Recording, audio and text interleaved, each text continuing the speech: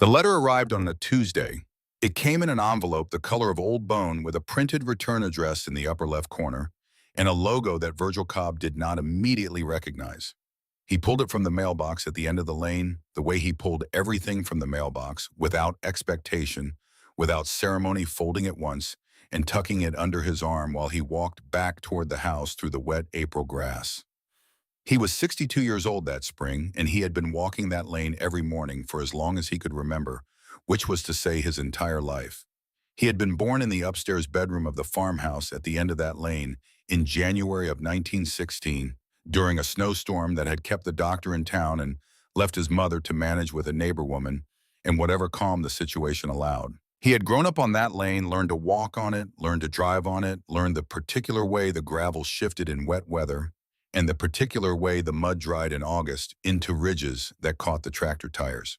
He had left the lane only once for any significant period of time, when the Navy took him to the Pacific in 1943, and he had come back in 1946 with 3 years of ocean behind him and the absolute certainty that the land at the end of this lane was where he belonged and where he intended to stay. 32 years had passed since he came back. He had not questioned the decision in any of them. He sat down at the kitchen table with the envelope and his coffee, and the sounds of the farm coming through the screen door, the cattle moving in the north pasture, the sparrows in the eave above the porch, the distant mechanical complaint of something in the barn that would need attention before the week was out. He opened the envelope with his thumb and unfolded the letter and read it. It was from the legal department of the Heartland Western Railroad. He read it once. Then he read it again more slowly, the way you read something when the first reading has not produced a result you are willing to accept. The railroad wanted 40 feet of additional right-of-way on each side of the existing tracks, 80 feet total. The purpose was a passing siding to accommodate the increased traffic expected from a new grain terminal being constructed 6 miles east in the town of Millhaven. The siding would run for 2 miles through 3 farms in Callaway County, Iowa, of which the Cobb property was one. The taking would consume 4.5 acres of his land. The letter used careful language, clinical language, the language of men who deal in property as though property were an abstraction, a number on a survey map, a line drawn by someone who had never stood on the ground the line passed through. The language said things like corridor expansion and right-of-way, modification, and just compensation and eminent domain authority. And underneath all of that careful language was a simple fact that Virgil understood completely on the first reading, even though he read it again to be sure. The railroad wanted to take part of his farm. The law said they could. They were offering $12,000. He set the letter on the table and looked out the window at the north pasture.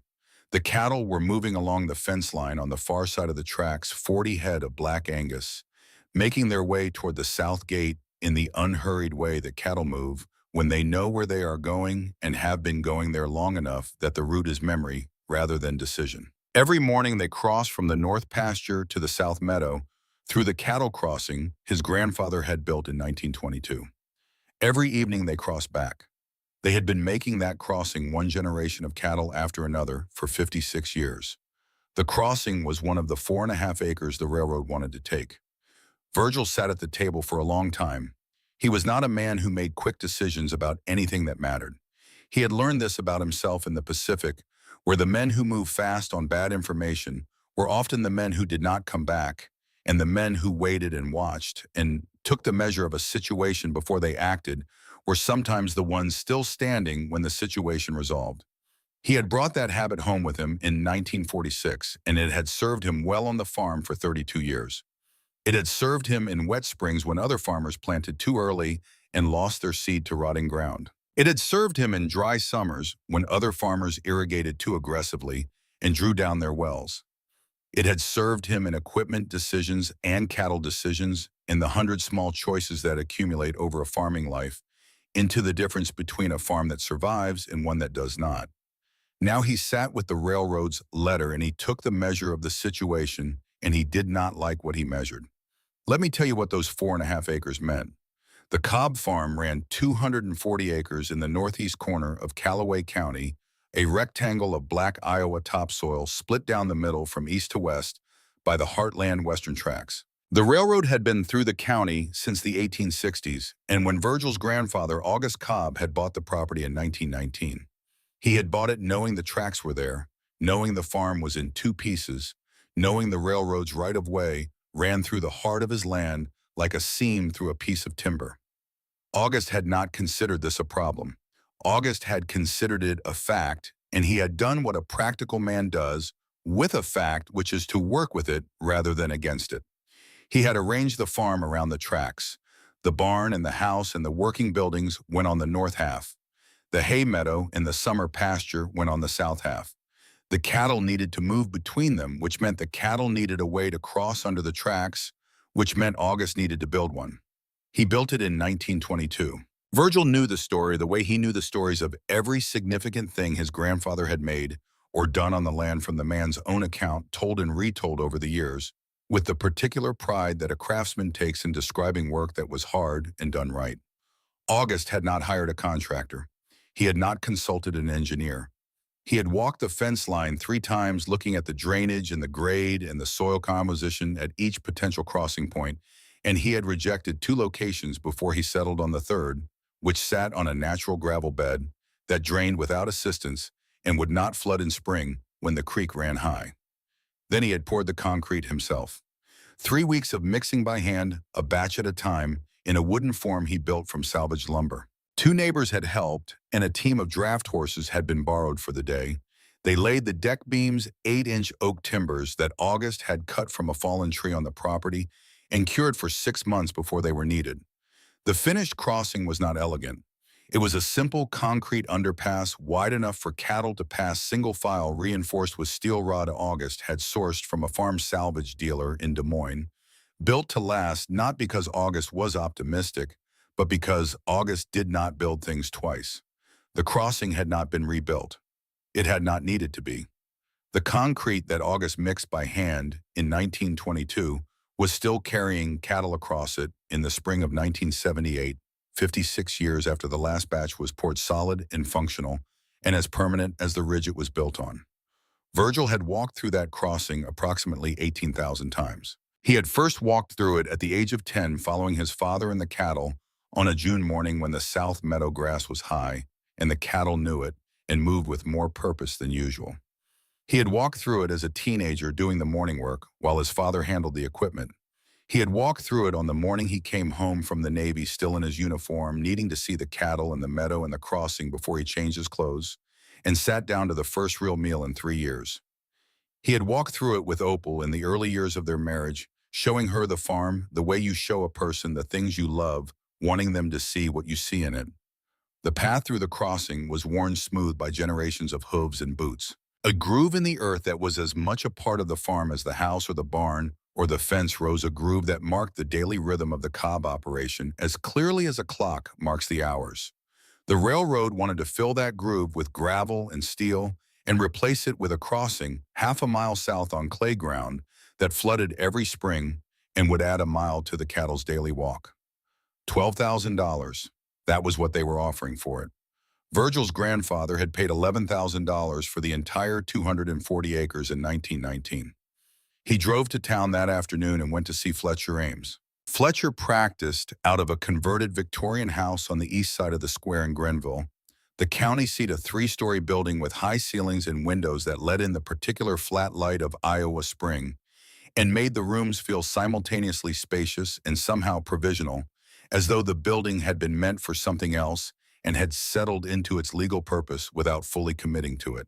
Fletcher had been practicing there for 20 years and knew the county the way a man knows country he has lived in long enough to understand its patterns, the families, the feuds, the farms, the way money moved, and the way disputes resolved.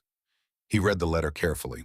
He read the attachments, which included a survey map showing the new right-of-way corridor overlaid on the Cobb property in clean blue lines that made the taking look precise and reasonable and completely disconnected from the cattle and the crossing in the 56 years of use that the lines were eliminating. Then he set the papers down and looked at Virgil across the desk. "They can take it," Fletcher said. "The law is on their side. We can argue about the compensation. 12,000 is probably low. We might get to 18 or 20 if we push the condemnation process. but we cannot stop the taking. Eminent domain is eminent domain. The railroad has had this authority since the 1830s. Virgil looked at the survey map. So no matter what I do, they take the crossing. That is what the law says, yes. And the meadow edge, the northern edge, approximately 12 acres of your hay ground, and your crossing. Virgil sat in Fletcher's office for a long time. He looked at the map. He looked at the blue lines that someone had drawn in an office somewhere and that would, if the railroad proceeded, become the new boundary of what he owned and what he did not own, the new edge of a farm that would no longer be whole. Fletcher waited. He had been doing this long enough to know when a man needed silence rather than additional information. Virgil stood up. He put on his hat. He extended his hand across the desk and Fletcher shook it. Phil, I appreciate your time. Send me a bill. What are you going to do? I'm going to think about it. He drove home. Opal was in the kitchen when he came in finishing the supper dishes with the particular efficient economy of motion that 38 years of the same kitchen had produced in her. She heard the truck in the driveway and the screen door, and she did not turn around from the sink because she knew from the sound of his boots on the kitchen floor that whatever he had to tell her was not going to be quick or simple. He sat at the table and put the letter and the map in front of him and told her what Fletcher had said. She dried her hands on the dish towel and came to the table and sat across from him. She looked at the map. She looked at the survey lines. She looked at the small rectangle labeled cattle crossing that was inside the shaded corridor the railroad intended to own. Then she said the thing she said. She said it quietly the way she said important things without drama and without hesitation, because Opal Cobb had spent 59 years developing the habit of saying exactly what she meant in exactly as many words as it required and not one more. August did not build this farm, so a railroad company could draw a line through the middle of it whenever they felt like it. That crossing is his work, his hands. You don't let them erase that. You don't let them take it. It was not a question.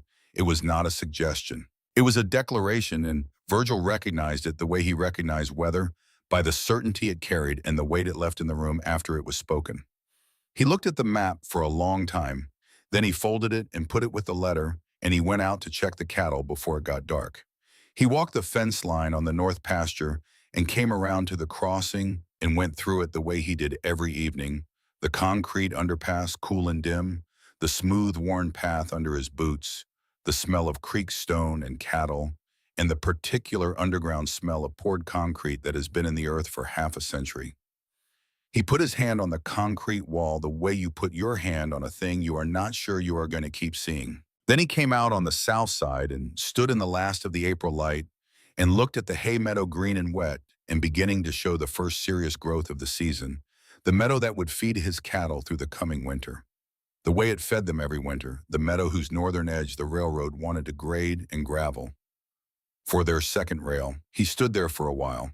Here is what nobody watching Virgil Cobb that April evening would have understood, because it was not visible and he had not told anyone and would not tell anyone until much later.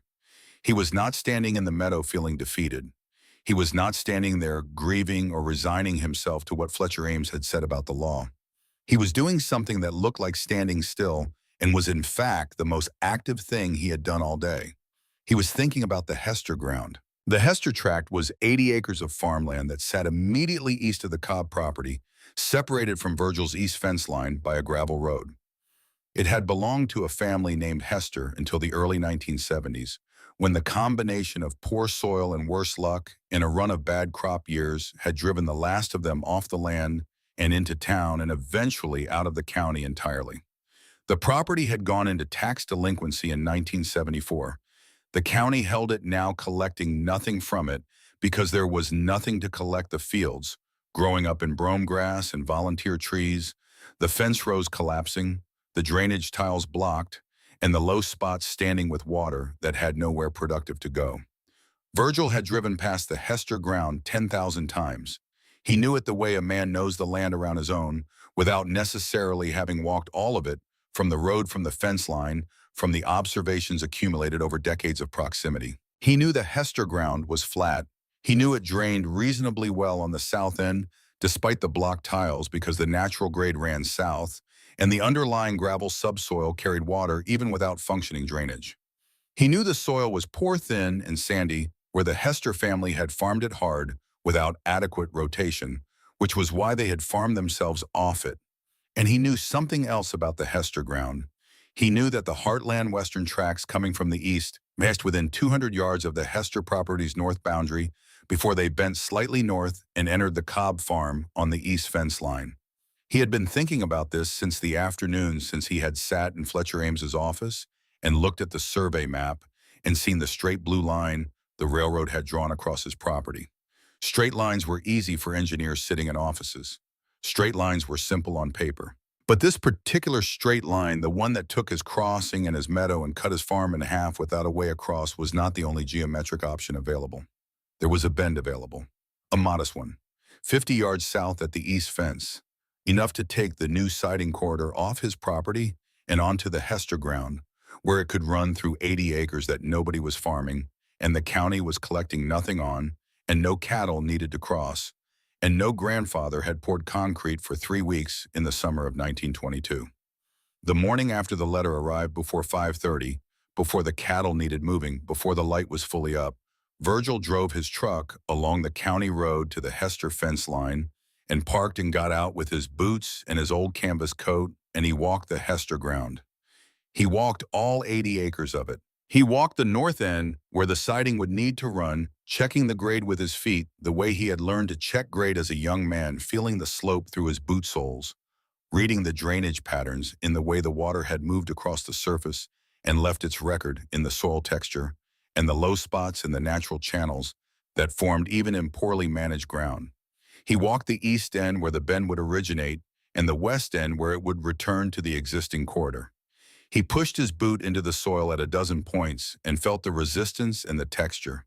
The ground was flat, flatter than his meadow, which had a slight southward pitch that pulled water in spring along exactly the stretch the railroad intended to take. The Hester ground drained south by gravity slowly but consistently without the spring flooding that would complicate a rail bed on his meadow and require the railroad to install drainage infrastructure that would add to their costs and their ongoing maintenance burden.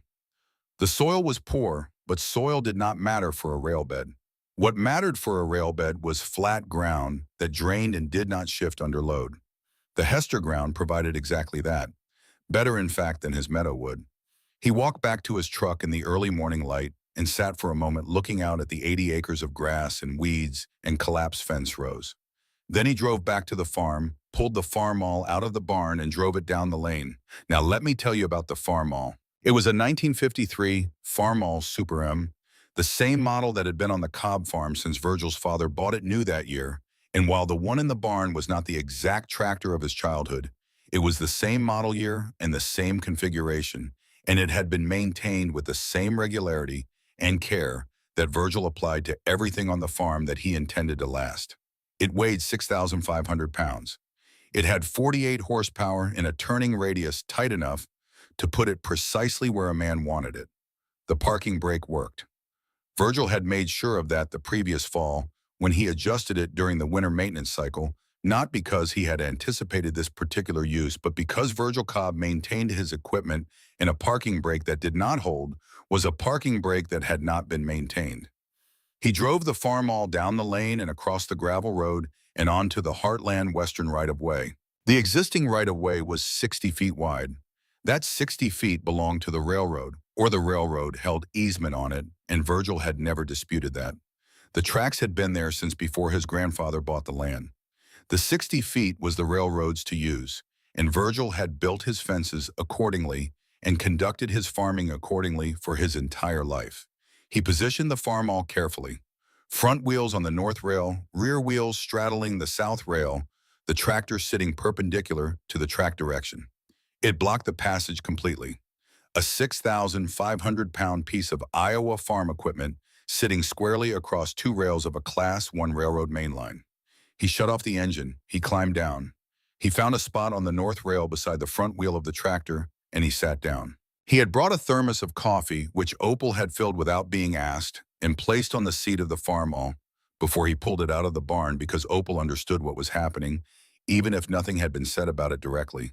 Because after 38 years of marriage to this man, she understood most things before they were said. He unscrewed the thermos cap and poured coffee into it and held it in both hands and looked east down the tracks toward Millhaven. The morning light was coming up over the flat Iowa landscape, the long horizontal light of early spring that makes everything look provisional and new. The fields still winter pale except for the first green of the grass and the fence rose the sky, the particular pale blue of an Iowa April morning before the clouds build in the afternoon. The tracks ran straight east and disappeared into the light, two parallel lines of polished steel converging at the horizon the way the geometry books showed, but the actual horizon never quite produced. Somewhere east of that horizon was the grain terminal under construction in Millhaven. Somewhere in an office in Des Moines or Chicago was the person who had drawn the straight blue line across his survey map. Somewhere in the legal department of the Heartland Western Railroad was the author of the letter in the bone-colored envelope that had told him in careful clinical language that the farm his grandfather had built was about to be cut in half. Virgil Cobb sat on the rail beside his tractor and drank his coffee and waited. The first train of the morning, the eastbound freight that ran 7 days a week, appeared as a headlight at the horizon at 7:42. It came on at track speed, which was substantial the way a freight train comes on when the engineer has no reason to expect anything on the track ahead. The headlight grew and the sound grew, and Virgil sat on the rail and watched it come with the same expression he had used in the Pacific when things were approaching that he had decided not to move away from. The engineer saw the tractor from about a mile out. There was a moment visible even at that distance in the way the train's motion changed when he processed what he was seeing and determined that it was not an accident and was not going to resolve itself without intervention. The brakes went on. The train slowed, the sound of it changing from the open throttle freight sound to the grinding weight against steel sound of deceleration. It stopped 200 yards east of the Farmall, the locomotive sitting on the tracks, like a very large and very frustrated animal that had expected a clear path and had not gotten one. The engineer blew the horn. 3 long blasts, the emergency signal. Virgil did not move. The conductor walked forward along the tracks and stood in front of the tractor and looked at Virgil, sitting on the rail. "Sir, you are blocking a mainline railroad. I know. You need to move this tractor. This is a federal offense. You are obstructing interstate commerce. I expect that is what they will say.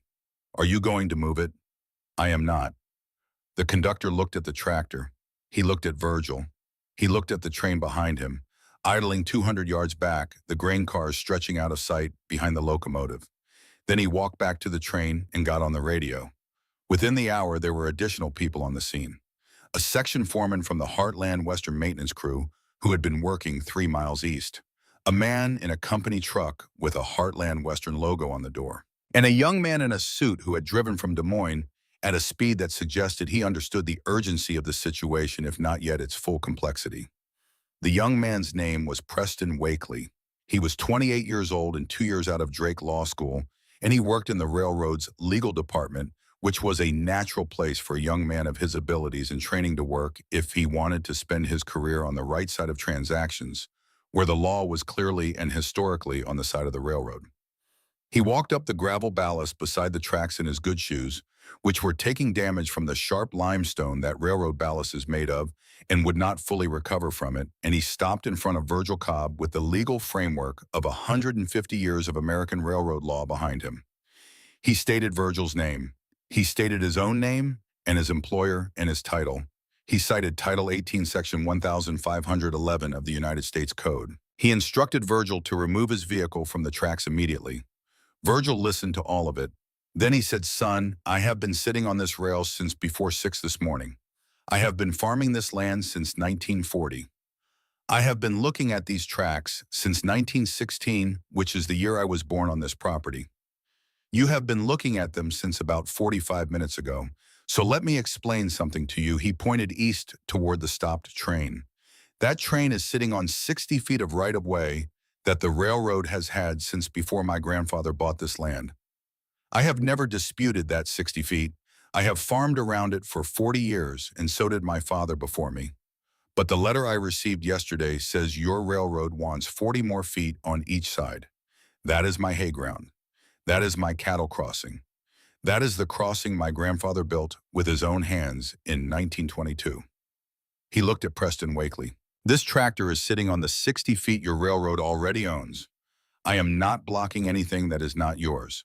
But until somebody explains to me why a railroad that has had 60 feet for over 100 years suddenly needs 140, and why my grandfather's crossing and my hay meadow have to be the cost of them, this tractor is staying where it is. Preston Wakely opened his mouth. He had a response prepared that drew on the eminent domain precedents he had studied and the railroad's statutory authority and the straightforward legal reality that Willis could object to the price but could not object to the taking.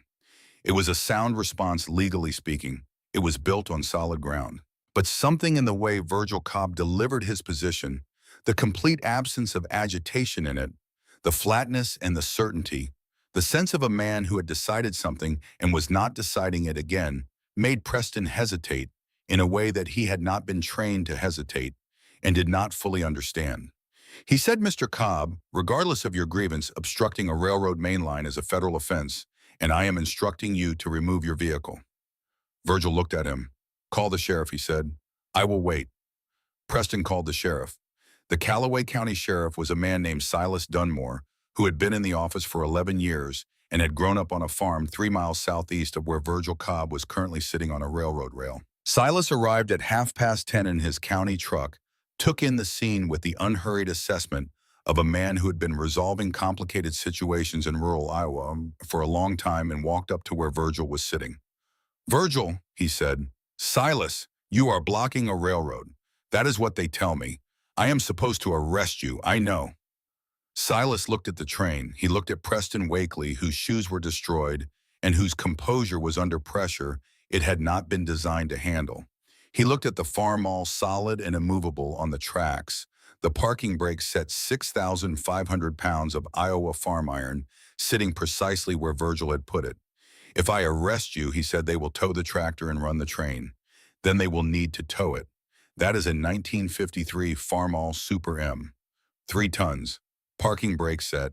The nearest wrecker with the capacity is in Grenville. That is 45 minutes each way. Another hour for rigging and the actual tow. They are looking at 3 more hours minimum before that train moves." Silas looked at him. "You have thought this through. I have had since yesterday." Silas Dunmore put his hat back on his head and looked down the tracks at the stop at the freight train and the small cluster of railroad personnel and the young lawyer from Des Moines, whose morning had not gone the way he had planned. "I'm going to get some coffee," Silas said. "I will be back in about an hour, maybe 2. I suggest everyone use the time to think carefully about what they actually want here." He got in his truck and drove away. Preston Wakely stood on the gravel ballast of the Heartland Western Railroad main line and watched the county sheriff's truck disappear down the county road, and understood, perhaps for the first time in his professional life, that the jurisdiction he was operating in was not the jurisdiction he had prepared for. In this jurisdiction, the sheriff had grown up on a farm. The farmer was a local man with 62 years on this specific piece of ground, and the railroad was the outsider. Virgil poured the last of the coffee from his thermos into the cap and drank it, and looked east down the tracks toward the light. They towed the Farmall that afternoon. It took them 4 hours from the time Silas Dunmore drove away to the time the wrecker from Grenville finally got its chains under the front axle and dragged the tractor off the rails and onto the gravel shoulder of the right-of-way. 4 hours during which the eastbound freight sat 200 yards east of the Cobb crossing, with its engine idling and its crew reading magazines and eating sandwiches from their lunch pails. 4 hours during which Preston Wakely made and received phone calls on a car phone that weighed 11 pounds and had an antenna mounted on the roof of his company vehicle. 4 hours during which the situation became more expensive and more complicated with every passing minute. The wrecker operator, a man named Dolph Greer, who had been pulling stuck and broken machinery out of Callaway County fields and ditches for 20 years, assessed the Farmall with the professional interest of a man who understood old iron. "That is a good tractor," Dolph said to no one in particular. "They do not make them like that anymore." He rigged the chains carefully, the way a man who respects machinery rigs chains, and he pulled the Farmall off the tracks at a slow and controlled rate that minimized stress on the front axle and the steering components, and he set it on the gravel shoulder 40 feet north of the right-of-way boundary, and he collected his fee from the railroad's section foreman and drove back to Grenville. The freight train moved through the crossing at 2:47 in the afternoon, 6 hours and 5 minutes late. Virgil watched it go from the kitchen window. He had walked back to the house when the wrecker arrived, not because he was finished, but because the next part of what he intended to do did not require him to be present for the towing. He ate the lunch Opal had left on the stove, and he sat at the table, and he looked at the survey map that Fletcher Ames had given him, the one with the blue lines showing the new right-of-way corridor across his property, and he looked at it the way he looked at problems without emotion, with the patient attention of a man trying to understand the complete shape of a thing before he decides what to do about it. The train went by at 2:47. At 5:15 the next morning, before the light was fully up, Virgil drove the Farmall back down the lane and across the gravel road and onto the Heartland Western right-of-way and positioned it across the tracks exactly as he had positioned it the day before. Front wheels on the north rail, rear wheels straddling the south rail, engine off, parking brake set. He sat on the rail with his thermos and waited for the 742.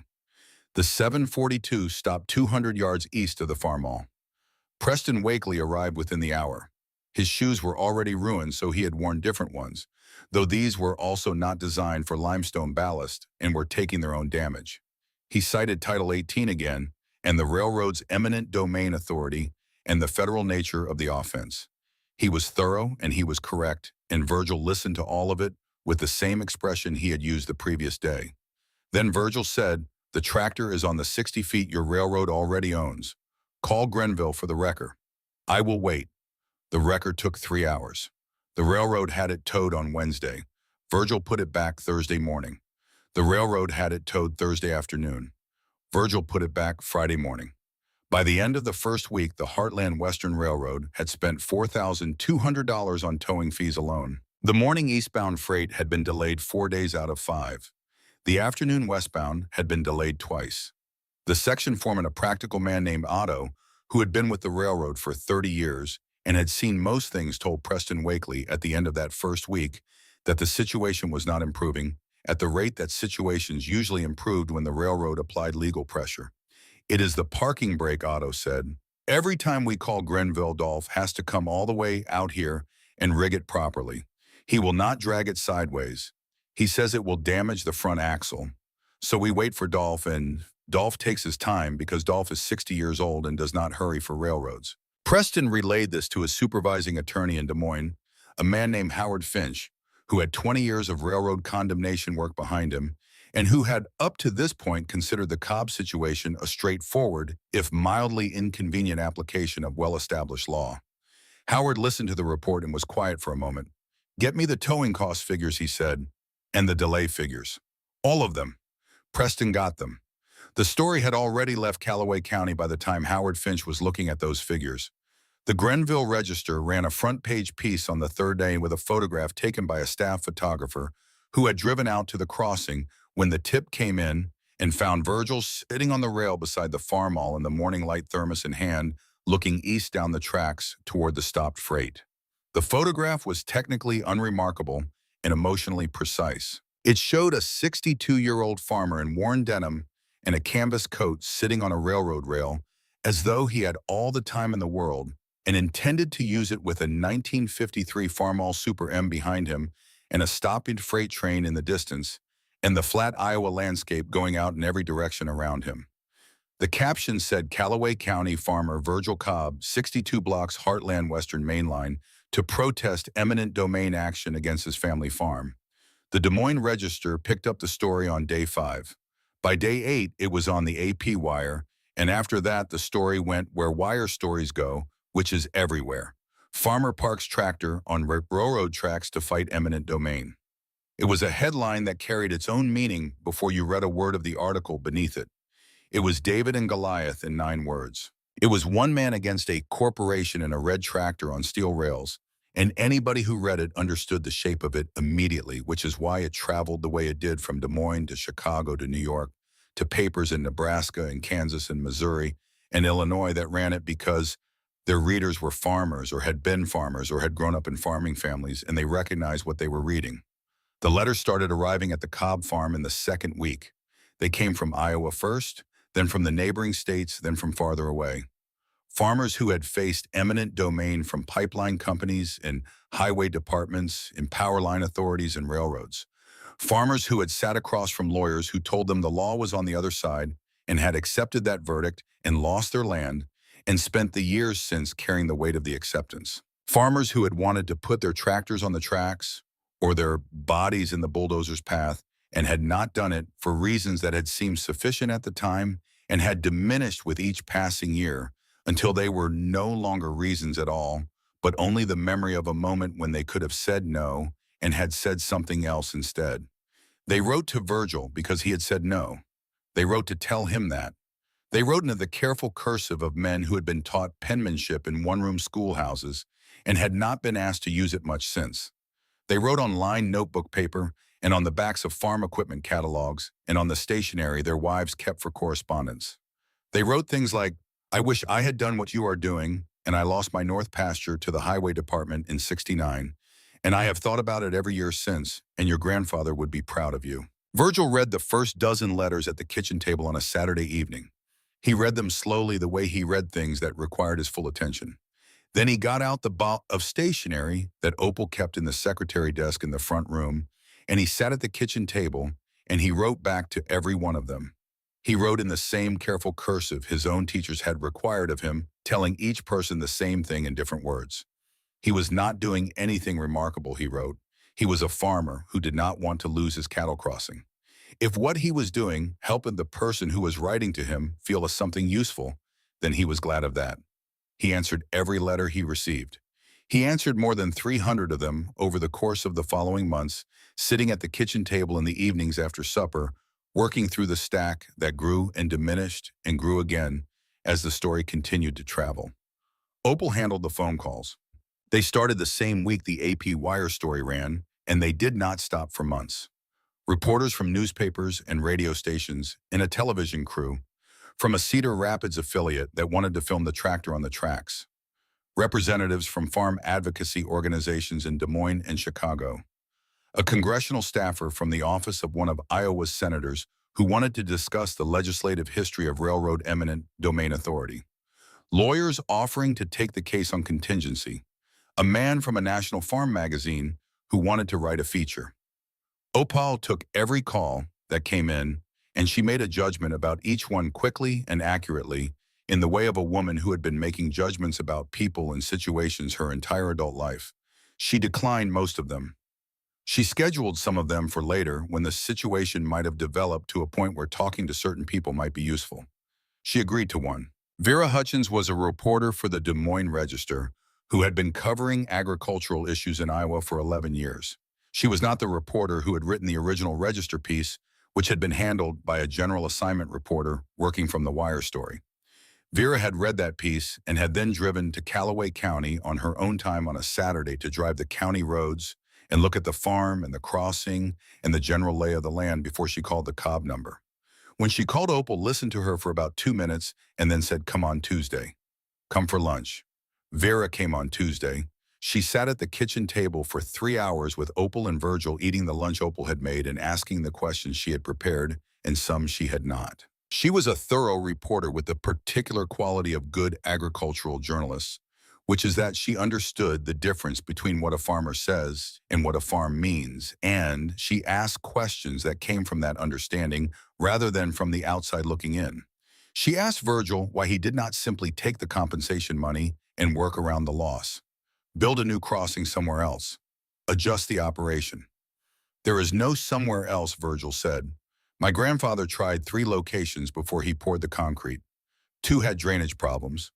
The third, where the crossing is now, sits on a gravel bed that drains naturally. He did not put it there by accident. He put it there because it was the only place that worked." He looked at Vera Hutchins across the kitchen table. The railroad offered a replacement crossing half a mile south.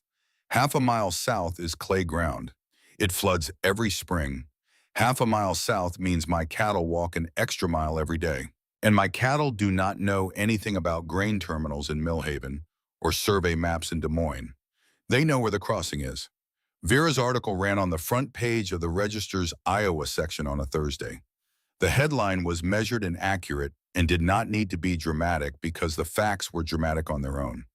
The piece ran to 22 column inches and included the photograph from the Grenville Register and a sidebar explaining the history of Railroad Eminent Domain Authority in Iowa. It was syndicated to 14 Iowa papers by Friday morning. At the Heartland Western Railroad's legal department in Chicago, Conrad Marsh read it at his desk. Conrad was 54 years old and had been doing railroad property law for 20 years, the last 12, as a senior partner at the firm that handled most of the Heartland Western's condemnation work.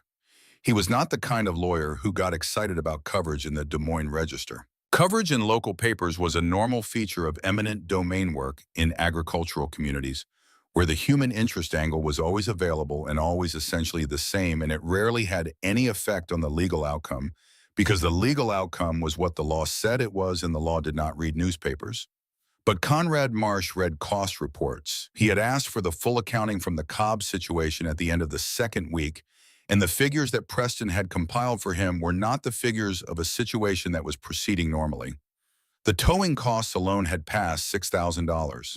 The delay costs calculated from the railroad's own rate schedules for late freight were approaching $12,000. The legal hours were accumulating at a rate that reflected the unusual nature of the situation, which was not progressing through the normal channels of a condemnation proceeding in the expected manner, because the farmer at the center of it was not cooperating with the expected pattern of a farmer who had been told the law was against him. Most farmers, when told the law was against them, eventually adjusted their behavior to reflect that reality. The law had a weight that most people felt and responded to, not because they agreed with it, but because the cost of sustained disagreement with it was higher than most people could maintain indefinitely. Virgil Cobb did not appear to be calculating the cost of disagreement. He appeared to be calculating something else entirely, and Conrad Marsh, who had been doing this work long enough to recognize when a situation required a different approach, picked up the phone and called Preston Wakely. "Get me a meeting with him," Conrad said. "In person. At his farm, if that is where he wants it. No legal pressure, no deadline, just a conversation." Preston was quiet for a moment. "He has not responded to any of our formal communications except to acknowledge receipt. Tell him I am coming to talk, not to negotiate.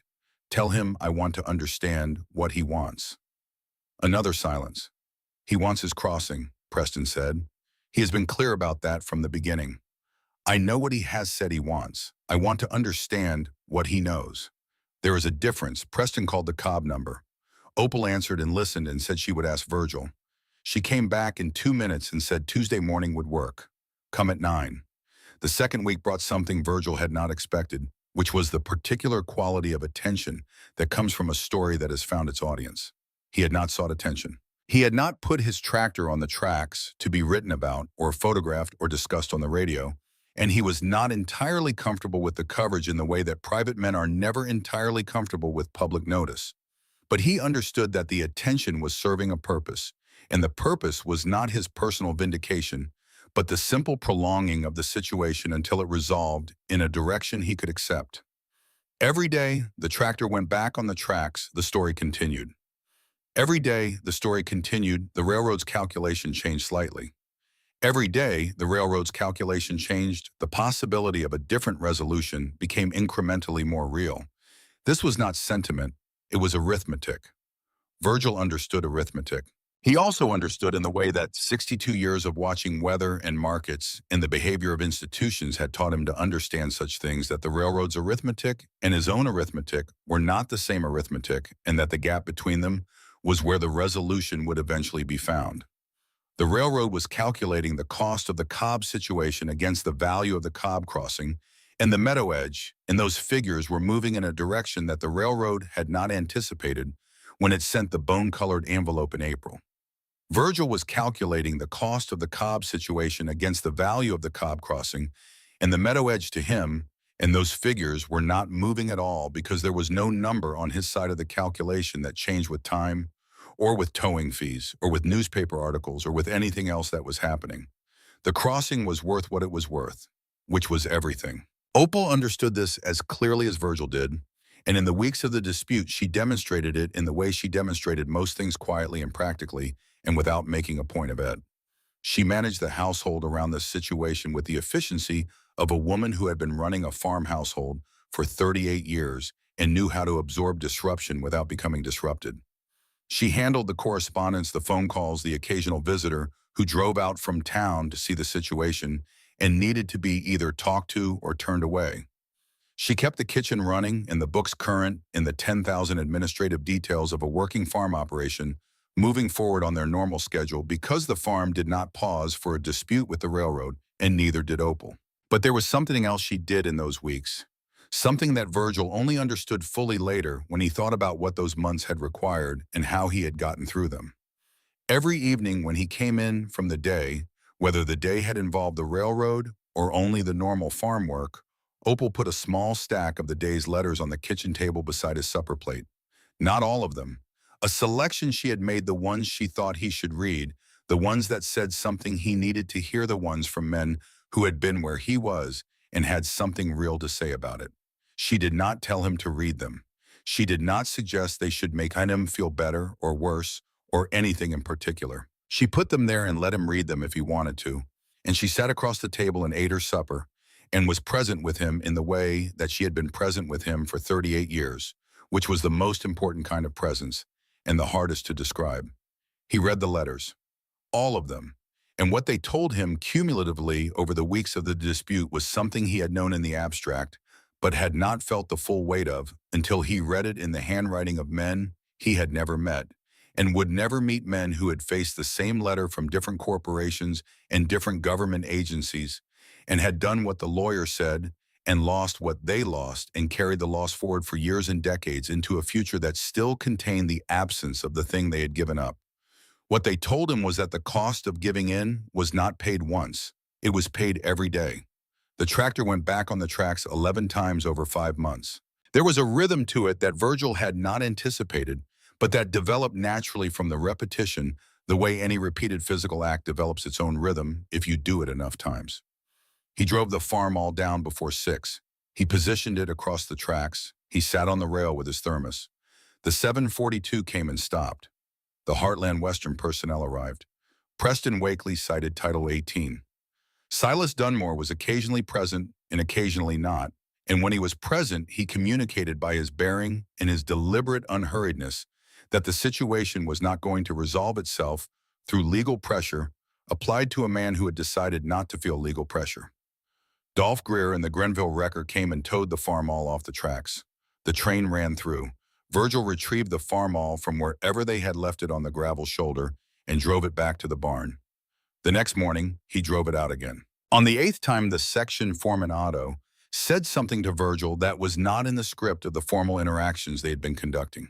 He said, "Mr. Cobb, how long do you intend to do this?" Virgil said, "Until it is resolved." Otto looked at the tractor. Then he looked at the tracks and the crossing and the hay meadow beyond it, green and full in the summer growth. "What would resolution look like," he said, "for you?" Virgil looked at him. "My crossing stays, my meadow stays, my farm stays whole. That is what resolution looks like." Otto nodded slowly, the nod of a man who is doing an internal calculation and has arrived at a number he had not expected. He said nothing more. He supervised the towing and radioed dispatch that the line was clear and went back to his maintenance work. But that evening he made a phone call to the regional operations manager that was not his normal end-of-day report. He said that in his professional judgment, having watched this situation for 2 months, the farmer was not going to stop. He said this not as an opinion, but as an observation, the way a man with 30 years of railroad work states observations about track conditions or equipment, where as a factual assessment of what he had seen.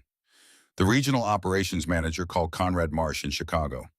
Conrad Marsh was already on his way to Callaway County. He had been reviewing the cost figures every week since he had asked for them, and the figures had continued to move in the direction they had been moving since the beginning, which was upward. The towing costs were past $9,000. The delay costs had cleared $25,000. The legal hours were a separate column that Conrad did not enjoy looking at. The public relations dimension had expanded from local newspapers to wire service distribution to a brief mention in a Chicago paper that covered agricultural issues in the Midwest and had picked up the AP story because its readers farmed or had farming interests. The railroad was losing the public relations contest in a way that would have ongoing consequences for its relationships with farming communities across central Iowa and western Illinois and eastern Nebraska communities, whose cooperation it needed for right-of-way maintenance and crossing agreements and the general goodwill that made operating through agricultural country possible without constant friction. Conrad had also done something that he did not normally do in condemnation matters, which was to look carefully at the alternative. He had pulled the Callaway County parcel records on the Hester tract. He had looked at the tax delinquency history. He had asked his firm's survey contact in Des Moines to do a preliminary assessment of whether a siding route that bent south at the Cobb East fence line and ran through the Hester ground and bent back at the Cobb West fence line was geometrically feasible. The preliminary assessment said it was feasible. The bend was modest, the grade worked, the distance added to the total siding length was minor and would not materially affect the operational function of the passing siding. He had not yet asked what the engineering would say about the ground itself. That was a question for Tuesday morning. The night before Conrad Marsh drove to Callaway County, Virgil sat at the kitchen table and looked at the map he had been looking at for 5 months.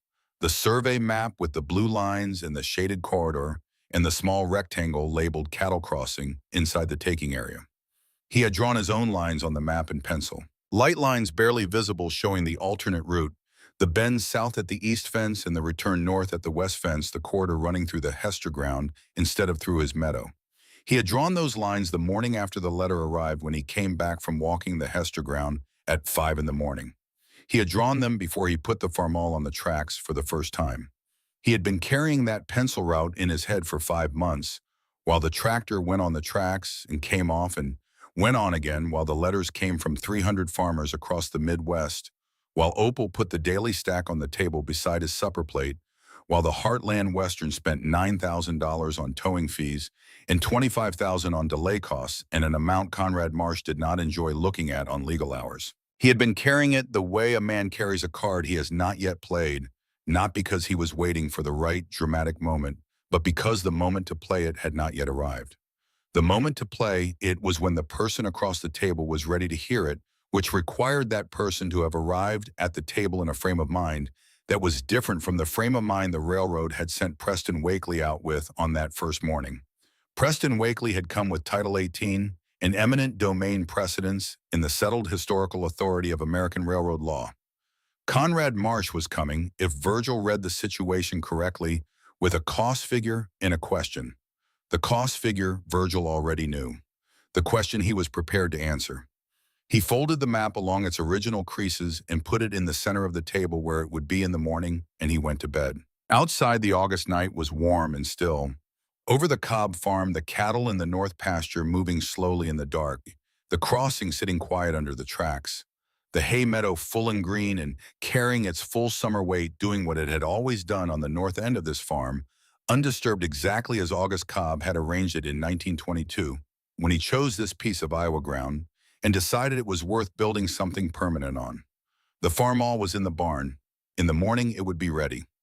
Conrad Marsh arrived at 9 on a Tuesday morning in a rental car that was too clean for the county roads and parked it at the end of the Cobb Lane without being told where to park. He was 54 years old and had spent 20 of those years doing exactly this kind of work, arriving at farms and sitting across tables from men who did not want to be sitting across tables from him. And he had learned enough from those 20 years to know that the posture you brought to the table determined more than any legal argument what the table would eventually produce. He did not bring a briefcase.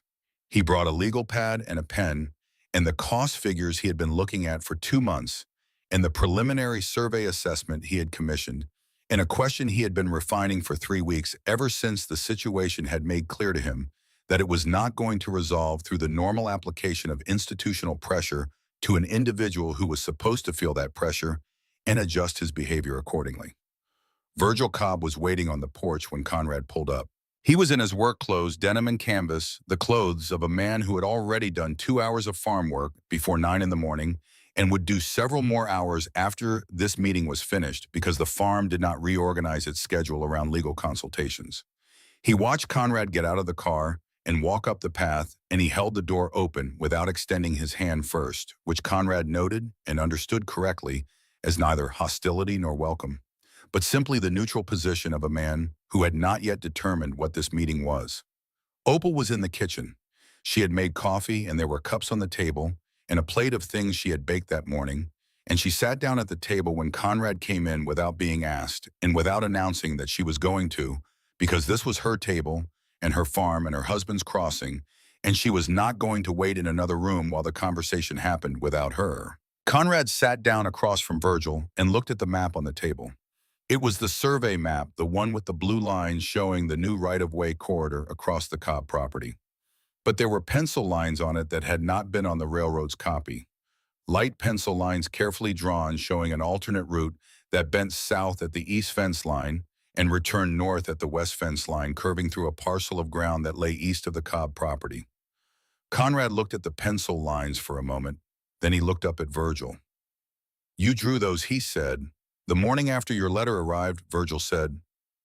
Conrad was quiet for a moment. He was looking at the pencil lines with the attention of a man who has been in his profession long enough to recognize when he is seeing something he did not expect and should have expected. "That is the Hester ground," Conrad said. 80 acres, tax delinquent since 1974. The county holds the title. Nobody farms it. It has been growing up in brome grass and box elder for 4 years. Conrad looked at the map. Then he said the thing that Virgil had been waiting 5 months for someone to say. "Tell me about the ground." Virgil put his hand on the map, and he talked for 45 minutes. He talked about the grade on the Hester tract, the natural southward slope that carried water off the surface without assistance. The gravel subsoil on the north end, where the siding would need to run, that provided the kind of bearing capacity a railbed required without the drainage infrastructure that a clay or silt soil would need. He talked about the spring flooding on his own hay meadow, the way the low end of the northern edge, the precise strip the railroad's blue line had claimed pooled water from the first thaw through May in wet years and into June in wet years, which happened in Callaway County more often than the survey maps drawn in Des Moines offices accounted for. He talked about what spring flooding on a railbed required in terms of ongoing maintenance. The ballast washing the tie, degradation, the grade settling that followed, repeated saturation and drainage cycles. He talked about the bend, 50 yards south at the east fence line. The geometry was modest. The curve radius was within standard specifications for a passing siding, which did not carry the speed requirements of a main line and could accommodate a tighter radius than the main line itself. The additional length added to the siding by the bend was not significant enough to affect the operational function the railroad needed from it. He had not learned any of this from railroad engineering documents because he did not have access to railroad engineering documents. He had learned it from 40 years of watching water move across flat Iowa ground in spring, from the accumulated observation of a man who managed drainage on his own farm and understood the difference between ground that carried water and ground that held it, and from the basic geometry of a curve that he had worked out on paper at the kitchen table on evenings when the letters were answered and the farm work was done. Conrad Marsh listened to all of it without interrupting. When Virgil finished, Conrad looked at the pencil lines on the map for a long moment. Then he said, "You walked the Hester ground yourself, the morning after your letter arrived, before I put the tractor on the tracks the first time?" Conrad looked up. "You had this figured out before any of this started." I knew where the answer was. "I did not know if the railroad would be willing to look at it." "How did you know we would eventually be willing to look at it?" Virgil picked up his coffee cup. "I did not know. I knew that every day the tractor was on the tracks cost your railroad more than it cost me. And I knew that at some point the arithmetic would bring someone to this table who was interested in a different answer than the one your first lawyer came out here with." Conrad was quiet for a moment. Then he said, "Preston is a good lawyer. He knows the law," Virgil said. "He does not know this ground." There was a pause in which Conrad Marsh, senior partner, 20 years of railroad property law, looked at the man across the table from him and understood something that the cost figures and the survey assessments in the AP wire stories had been pointing toward for months without quite arriving at.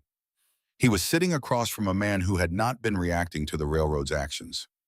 He had been executing a plan. A plan developed at 5 in the morning the day after the letter arrived, before anyone in the Heartland Western Legal Department knew that Virgil Cobb was anything other than a routine condemnation subject who would go through the routine stages of objection and eventual acceptance.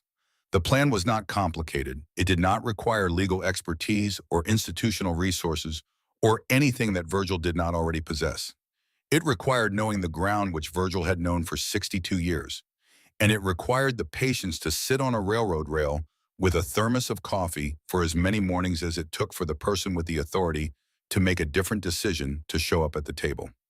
Conrad said, "I need to talk to our engineers." Virgil said, "Take your time. The tractor is ready."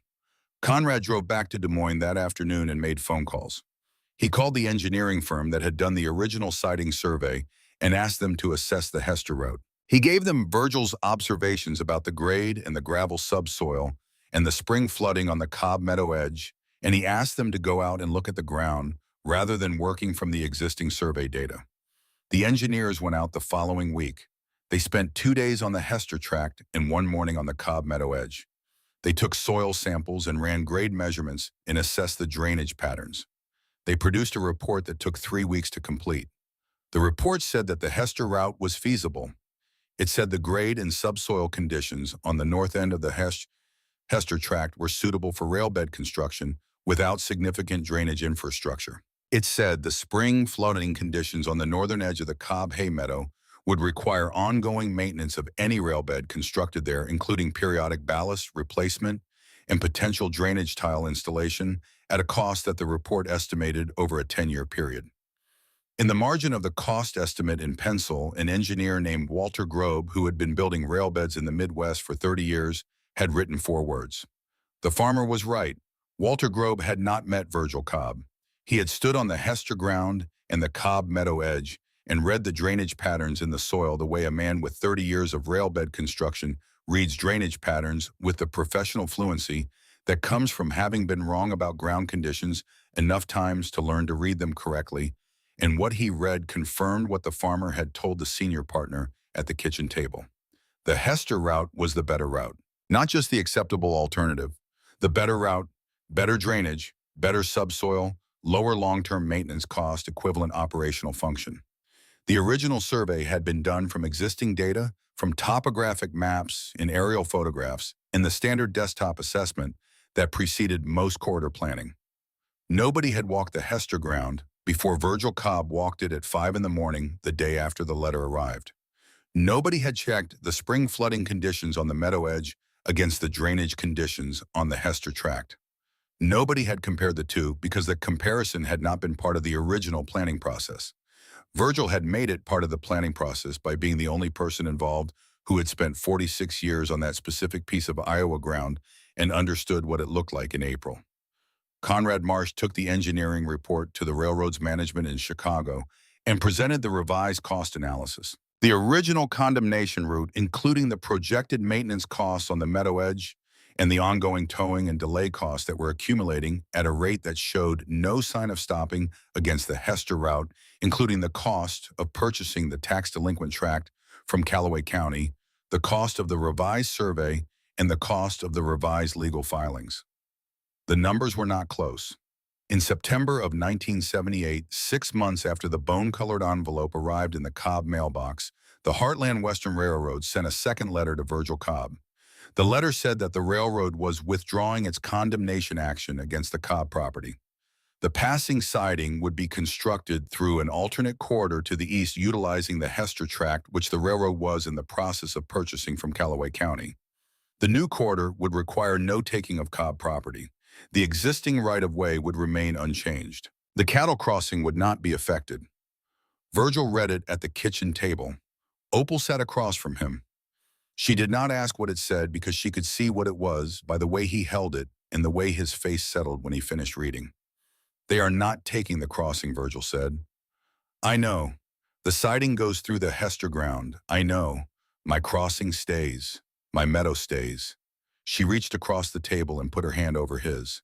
They sat there for a while without saying anything because the moment did not require words, and adding words to it would have been the same as adding something to a thing that was already complete. The Farmall went back into the barn that afternoon. It had been on the railroad tracks or ready to go back on the railroad tracks 11 times over 5 months.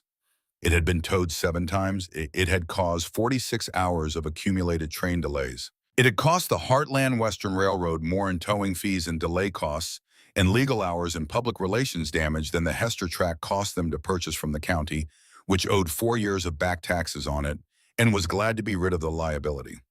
A 6,500-pound tractor had beaten a corporation with 12,000 miles of track. Heartland Western built the siding through the Hester ground in the fall of 1978. The construction went smoothly. The grade and subsoil were exactly as Virgil had described them, flat and stable, and draining without assistance. No additional drainage infrastructure was required. The crew finished ahead of schedule and under budget. The siding went into service in November and handled the increased traffic from the Millhaven grain terminal without difficulty. The section foreman Otto, walking the new construction with the track inspector, stopped at the point where the siding curved back north toward the original mainline quarter at the Cobb West fence line, and stood for a moment looking at the ground they had built on. Better than the other route, he told the inspector. Which other route? The one we were going to build on the Cobb property. The inspector looked at the grade and the drainage and the solid compaction of the sub-ballast. What made you change it? The farmer told us to. Otto said it's simply the way an honest man states a fact that contains a complexity he is not going to reduce to anything smaller than the fact itself. Preston Wakely left the Heartland Western Railroad's legal department in 1979 and returned to Callaway County. He opened a solo practice in a small office on the west side of the square in Grenville, 2 blocks from where Fletcher Ames had his converted Victorian. He specialized in property law. He represented farmers. He spent the first decade of his practice building a reputation as a lawyer who understood the difference between what the law said about land and what the land meant to the people who farmed it, which was a distinction his legal education had not prepared him to make and which he had begun to understand on a railroad right-of-way in Callaway County, Iowa in the spring of 1978, standing on limestone ballast in ruined shoes while a 62-year-old farmer sat on a rail and told him to call the sheriff. Years later, when someone in the County Bar Association asked Preston why he had changed directions so completely, leaving a well-compensated position with a major railroad for a solo practice in a small county seat, he gave an answer that was as honest as he knew how to be. He said that he had stood on a set of railroad tracks and watched a man with no legal training and no institutional support and no advantage of any kind except 62 years of knowing a specific piece of ground teach him more about property rights in 10 minutes than 3 years of law school had managed. He said the man had not cited a single statute. He had pointed at his hay meadow and said, "That is what feeds my cattle," and Preston had understood in that moment that all the legal framework he had been trained to wield was a tool for managing something that the framework itself could not fully contain, which was the relationship between a person and the land they had built their life on. He said he had decided he wanted to be on the side of that relationship, not against it. Fletcher Ames came out to the farm in October after the withdrawal letter had arrived, and the siding construction was underway on the Hester ground. He stood at the cattle crossing with Virgil and looked at the tracks and the construction equipment working a quarter-mile east in the hay meadow behind them, green and untouched. He said, "Virgil, I told you the law said they could take it." "You did. The law did say that." "It still does." Fletcher shook his head. "What you did is not in any law book I have ever read." "Maybe it should be," Virgil said. "Maybe there should be something in the law that says before you take a man's ground, you have to look at whether there is a better way. Not a cheaper way and not a faster way. A better way.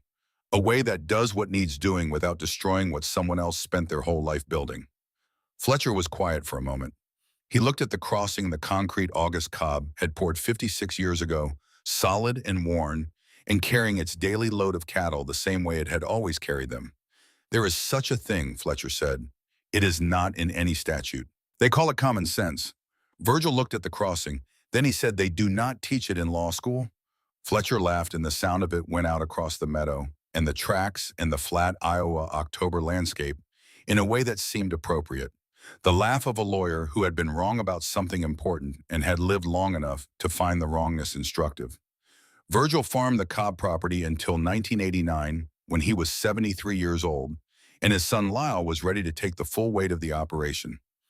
He did not stop walking the crossing. He walked it less often as his 70s progressed, not every day, but often enough morning light or evening light, depending on the season, going through the concrete underpass with his hand on the wall, the way he had always gone through it. The cattle still crossed every morning and every evening. The south meadow was still there. The hay was still good. The farm was still whole, 240 acres in one piece, north and south, connected by the crossing his grandfather had built in 1922, unchanged. The Farmall stayed in the barn. Lyle maintained it on the schedule. Virgil had always kept oil every 50 hours, grease every week, valve adjustment every 500. The tractor was 36 years old when Virgil stopped farming, and it ran the same way it had always run, which was without complaint and without drama, the way machinery runs when it has been properly maintained by people who understood that the things you take care of are the things that take care of you. Virgil Cobb died in the spring of 1997 at 81 years old in the bedroom where he had been born. In January of 1916, the same room, the same farm, the same view from the window across the north pasture toward the tracks and the crossing and the meadow and the flat Iowa horizon beyond them. The funeral was at the Methodist Church in Grenville on a Thursday morning, and the church was fuller than anyone had formerly expected, not because Virgil had been a public man, because he had not been, but because word had traveled in the way that it travels in agricultural communities when the word is about someone who had done something that the community recognized as true. Farmers came from 3 counties. Men who had read the letters Virgil had sent them in 1978, men who had driven past the Cobb farm and seen the Farmall on the tracks and understood what they were looking at. Otto, the section foreman, came retired now from the railroad and living in Millhaven. Fletcher Ames came and sat in the 3rd row with his hat in his lap. Silas Dunmore came, also retired, also with his hat in his lap, and sat beside Fletcher. Vera Hutchins came. She had stayed in touch with Virgil and Opal for 19 years, driving out to the farm every year or so, sitting at the kitchen table the way she had sat the first time, and Virgil had talked to her each time with the same directness and the same absence of performance that had made her first article what it was. She sat in the back of the church and took no notes. Preston Wakely came. He sat near the front, which required passing several pews of older farmers who knew who he was and what he had been when he first came to Callaway County, and who made room for him without comment because enough years had passed and enough cases had been tried that the county had formed its own judgment about what Preston Wakely had become, which was different from what he had been. Lyle spoke at the service. He was 51 years old and had been farming the Cobb property for 8 years and had spent his childhood on it before that, and he spoke the way a farmer's son speaks about his father, without ornamentation, with the directness of a man who has learned from example that the most important things do not require elaboration. He talked about the crossing. He said that every morning of his childhood, he had walked through that crossing with his father and the cattle, rain and snow and mud, and August heat, it did not matter. The cattle went south in the morning and north in the evening, and his father walked with them, and Lyle walked beside his father through the concrete underpass that August Cobb had built with his hands in 1922 on the one piece of ground in that fence line that would hold concrete without flooding. He said the crossing was not infrastructure. He said it the way his father would have said it, without pausing for effect, just saying the true thing plainly because the true thing did not need help. The crossing was the heartbeat of the farm, he said, and when someone tried to stop that heartbeat, my father sat down on a railroad track with his thermos and said no. He said no to a corporation with 12,000 miles of track and a federal statute on its side. He said no with a 1953 Farmall Super M and a parking brake and 46 years of knowing what his ground was worth. He paused. People called what my father did a protest. It was not. A protest is against something. What my father did was a refusal.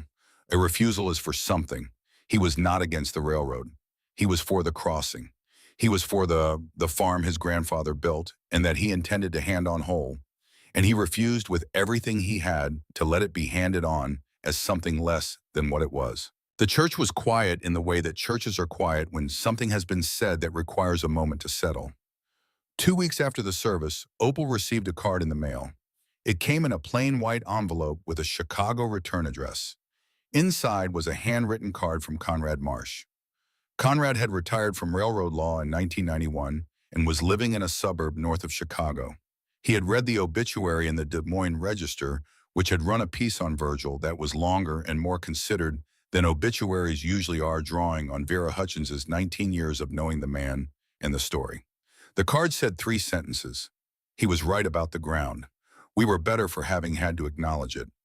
I have thought about that kitchen table conversation more times than I can count. Opal put the card on the mantelpiece in the front room next to the photograph of Virgil and the Farmall that the Grenville Register photographer had taken in the spring of 1978, the photograph that had traveled on the Apoimon to papers across the country and come home in the end to its proper place, which was here on the mantelpiece of the house where the man in it had been born and had died and had spent everything in between building something worth protecting. The crossing is still there. August Cobb poured the concrete in 1922, and it has been carrying cattle across the Heartland Western tracks ever since through the seasons and the generations and the years that have accumulated around it, the way years accumulate around things that are built correctly on the right ground. The concrete is old now, worn smooth by a number approaching 30,000 crossings. The path through it, a groove in the earth that goes down through the decades to the day, August Cobb chose this specific point on the fence line because the gravel bed underneath it drained naturally, and he did not build things that needed to be rebuilt. Lyle's daughter Della was 16 at the time of the funeral. She had grown up on the farm the way Lyle had grown up on it, walking the crossing with the cattle, understanding the farm in the physical and concrete way that children understand the places where they are raised through their feet and their hands and the accumulated sensory memory of 10,000 ordinary days. She asked her father about the tractor on the tracks a few weeks after the service. Just when they were walking the fence line on the north pasture, the way Virgil had walked it, the way Lyle had always walked it, checking the wire and the posts in the particular methodical way that good fence is maintained by people who understand that a fence that holds is a fence that has been looked at regularly by someone who knows what to look for. She asked why Grandpa Virgil had not been afraid. Lyle stopped at a post and tested it with both hands and looked at his daughter for a moment. He said, "I do not think your grandfather was the opposite of afraid. I think he was certain. And certainty is different from not being afraid." Della looked at the crossing visible from where they were standing, the concrete underpass sitting solid and worn at the bottom of the grade. Certain of what she said, that some things are not for sale, not for $12,000, not for any number a railroad puts in a letter. The crossing, the meadow, the farm whole and in one piece. These are not assets on a balance sheet. They are the reason we are standing in this field right now, having this conversation. And when someone tries to take the reason you are here, you do not negotiate. You decide what you are willing to do to keep it, and then you do that thing for as long as it takes. Della looked at the fence line and the crossing and the tracks beyond it and the hay meadow on the south side green, in the Maylight, the same meadow it had always been. She said, and he was right.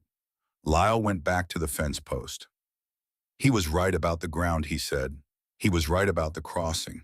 He was right that the farm needed to come to you whole because a farm that is not whole is not the same farm. It is a diminished thing with a wound in it, and the wound does not heal because the thing that caused it is built into the ground.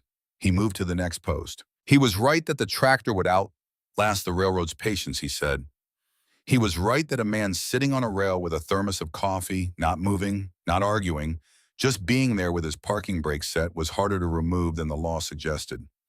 He was right that the Hester ground was the better road, and he was right about that before any of this started, before the first morning. He put the tractor on the tracks because he had walked that ground at 5 in the morning, and he knew what he was looking at. Della was quiet for a moment. Then she said, how did he know the railroad would eventually listen? Lyle did not answer right away. He finished checking the section of fence line he was on and stood up and looked out across the north pasture toward the crossing and the tracks and the siding that had been running through the Hester ground for 19 years, carrying the grain traffic from Millhaven exactly as Virgil had said it could and should on ground that had been waste ground, before it became useful ground on the route that a farmer had designed on a kitchen table while his wife put letters beside his supper plate. He did not know the railroad would listen, Lyle said. He knew that every day on the tracks changed the arithmetic, and he believed that when the arithmetic changed enough, the person with the authority to make a different decision would eventually show up, and he was prepared to sit on that rail until that person arrived. He looked at Della. Your grandfather did not have the law on his side. He did not have money or lawyers or political connections. He had a Farmall and a hay meadow and a cattle crossing that his grandfather built and 240 acres that he had been watching every day of his life. And he had the absolute conviction that these things were worth whatever it cost to keep them whole. Della looked at the crossing. The Farmall is still in the barn. Lyle keeps it on the same maintenance schedule Virgil kept oil and grease and valve adjustment, the schedule of a man who maintains machinery because he intends it to last. The tractor is 75 years old, and it runs the same way it has always run without complaint because it has been properly cared for by people who understood that you take care of the things that have taken care of you. The siding runs through the Hester ground. It has run there since the fall of 1978, and it continues to handle the grain traffic from Millhaven and the towns east and west of it, carrying the freight that the flat Iowa land produces and that needs to move to markets and processors in the larger world. It is a functioning piece of railroad infrastructure that serves the purpose it was built to serve on ground that a farmer identified at 5 in the morning with his boots in the wet grass before he had done anything else about the letter in the bone-colored envelope. The cattle crossing carries cattle every morning and every evening the way it has carried them since August. Cobb poured the concrete in 1922. The groove in the path through it is worn deeper than it was in 1978 because it has had 46 more years of use since then. 46 more years of cattle going south in the morning and north in the evening, the daily rhythm of the Cobb farm marking itself in the earth, the way rhythms mark themselves in earth when they are sustained long enough. The hay meadow is green every spring. It feeds the cattle through every winter. The northern edge of it, the strip the railroad's blue lines had claimed, is uncut and ungraded and undisturbed, growing the same grass it has always grown on the same black Iowa topsoil that August Cobb chose in 1919 when he decided this ground was worth paying $11,000 for and building something permanent on. Sometimes the locomotive blinks first. Not because the tractor is stronger, though the tractor was stronger in the ways that mattered. Not because the law changes, because the law did not change. The eminent domain statute is still there, and the railroad still had the authority the statute gave it, and that authority did not diminish by one word because Virgil Cobb sat on a rail for 5 months with his parking brake set. The locomotive blinks because the arithmetic changes, because the cost of the straight line becomes higher than the cost of the bend, because the person who designed the straight line from a Des Moines office did not walk the ground, and the person who lived on the ground for 62 years did, and the difference between those two kinds of knowledge is not a small difference when the question is which ground will hold a rail bed without flooding every spring. The locomotive blinks because there are things that institutions can compel and things they cannot. They can compel the signing of documents.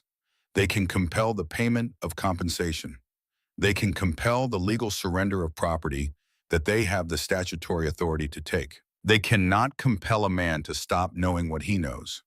They cannot compel him to forget that his grandfather poured that concrete for 3 weeks in the summer of 1922 because the gravel bed underneath it was the only ground on that fence line that drained without assistance.